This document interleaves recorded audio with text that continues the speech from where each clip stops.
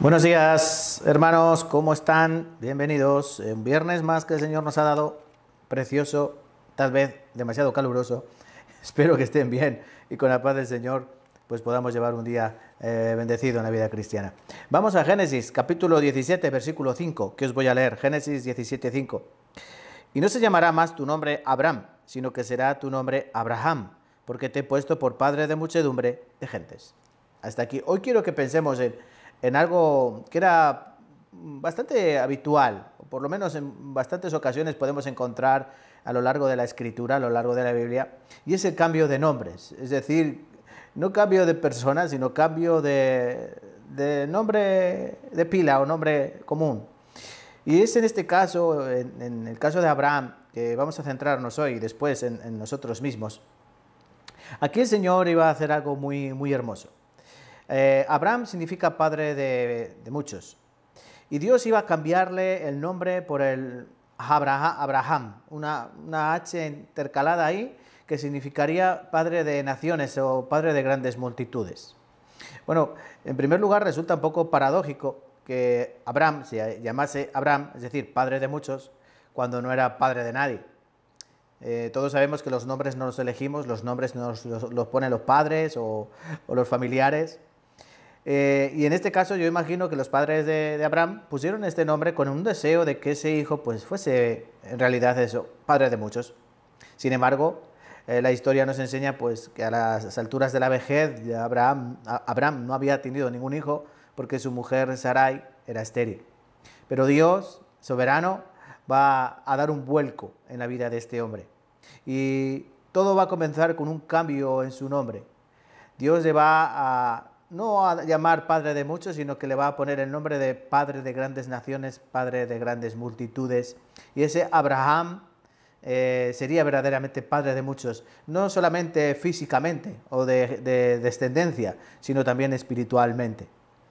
¿Qué pretendía Dios con este cambio de nombre? No se trataba simplemente un cambio de nombre en el DNI, sino que se trataba un cambio total, absoluto.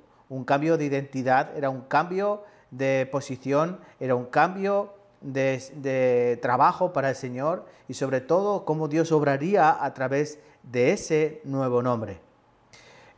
No es el único caso, como les decía al principio. Por ejemplo, Jacob. Dios le cambiaría el nombre. Bueno, Jacob significa el suplantador o engañador, algo así. Y Dios le cambiaría el nombre por Israel, que significa el que lucha con Dios. O también más adelante, ya en el Nuevo Testamento, el Señor Jesucristo mismo cambiaría el nombre a un tal Simón y le llamaría Cefas o Pedro, que significa piedra.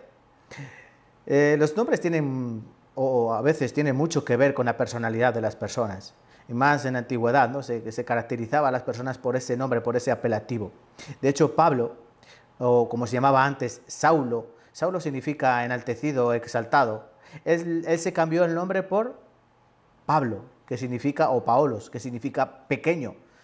Había un contraste, ¿no? Él era orgulloso, él era altanero, él se vanagloriaba en su antigua naturaleza, ¿no? O sea, en lo que era antes, el Saulo, el enaltecido. Pero él, después de recibir la salvación, después de ver a Cristo, cambió su nombre por el pequeño. Y se caracteriza la naturaleza, la característica principal de Pablo, su identidad, es la humildad, la mansedumbre, el amor. Ven, hermanos, qué importante es. No es un cambio de nombre per se. Muchas personas se han cambiado el nombre, actrices, artistas, cantantes. Todos ellos, o la mayoría de ellos, no se llaman como sus nombres aparecen en los discos o en los conciertos o en las películas. Tienen otro nombre, pero ellos se lo cambiaron por el marketing y porque no quedaría muy bien, ¿no? en su currículum o en sus presentaciones. En fin, hermanos, para no irnos muy allá, quiero hablar de nosotros y lo que debemos meditar es nuestro propio nombre. Es que Dios también ha prometido cambiar nuestro nombre. De hecho, si vamos a Apocalipsis capítulo 2, versículo 17, hablando del Señor Jesucristo a la iglesia de Pérgamo, Él está diciendo: al que venciere, yo le daré de comer del maná escondido. Y también le daré una piedrecita blanca, y en la piedrecita un nombre que solo Él conocerá, un nuevo nombre. ¿Y qué nuevo nombre será ese? Pienso, es algo personal, que ese nombre tendrá algo que ver conforme a la vida cristiana que hayamos llevado y conforme al trabajo que hayamos realizado en esta tierra. Vuelvo a explicar. Ese nombre no va a ser caprichoso de Dios, bueno, pues tú te vas a llamar Juanito o Pepito. No, yo pienso que Dios, el Señor Jesucristo, nos va a dar ese nuevo nombre dependiendo de la obra que hayamos hecho en la tierra durante el tiempo que, después de ser salvos, hasta el tiempo en el que el Señor venga o hasta el tiempo que dejemos de existir en esta tierra. Entonces, hermanos, hoy sería un buen día para meditar. ¿Qué nombre aparecerá en la piedrecita que el Señor Jesucristo dará en mi mano? Y abriré, ¿y qué pondrá ahí? ¿Vaguito? ¿Perezoso? ¿Vanaglorioso? ¿Altanero? ¿Qué nombre desean que ponga aquí?